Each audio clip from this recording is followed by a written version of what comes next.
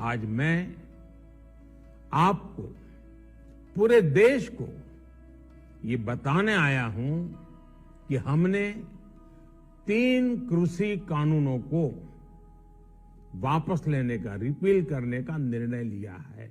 साथियों, हमारी सरकार किसानों के कल्याण के लिए, खासकर छोटे किसानों के कल्याण के लिए, देश के कृषि जगत के हित में, देश के हित में, गांव गरीब के उज्जवल भविष्य के लिए पूरी सत्यनिष्ठा से, किसानों के प्रति पूर्ण समर्पण भाव से,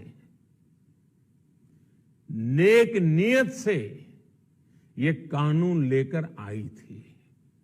लेकिन इतनी पवित्र बात, पूर्ण रूप से शुद्ध किसानों के हित की बात, हम अपने प्रयासों के बावजूद कुछ किसानों को समझा नहीं पाए। भले ही किसानों का एक वर्ग ही विरोध कर रहा था, लेकिन फिर भी ये हमारे लिए महत्वपूर्ण था।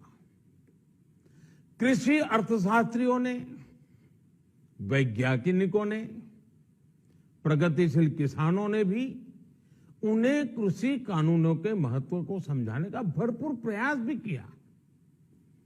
हम पूरी विनम्रता से, खुले मन से उन्हें समझाते रहे। अनेक माध्यमों से व्यक्तिगत और सामूहिक बातचीत भी लगातार होती रही। हमने किसानों की बातों को, उनके तर्क को समझने में भी कोई कोर कसर बाकी नहीं छोड़ी।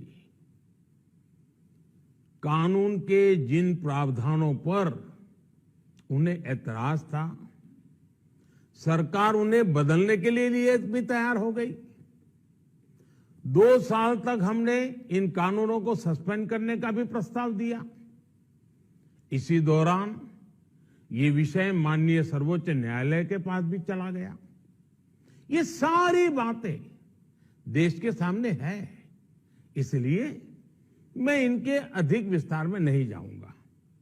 साथियों, मैं आज देशवासियों से क्षमा मांगते हुए सच्चे मन से और पवित्र हृदय से कहना चाहता हूं कि शायद हमारी तपस्या में ही कोई कमी रही होगी, जिसके कारण दिए के प्रकाश जैसा सत्य कुछ किसान भाइयों को हम समझा नहीं पाए। आज गुरु नानक देव जी का पवित्र प्रकाश पर्व है। ये समय किसी को भी दोष देने का नहीं है। आज मैं आपको, पूरे देश को ये बताने आया हूं कि हमने 3 कृषि कानूनों को वापस लेने का, रिपील करने का निर्णय लिया है।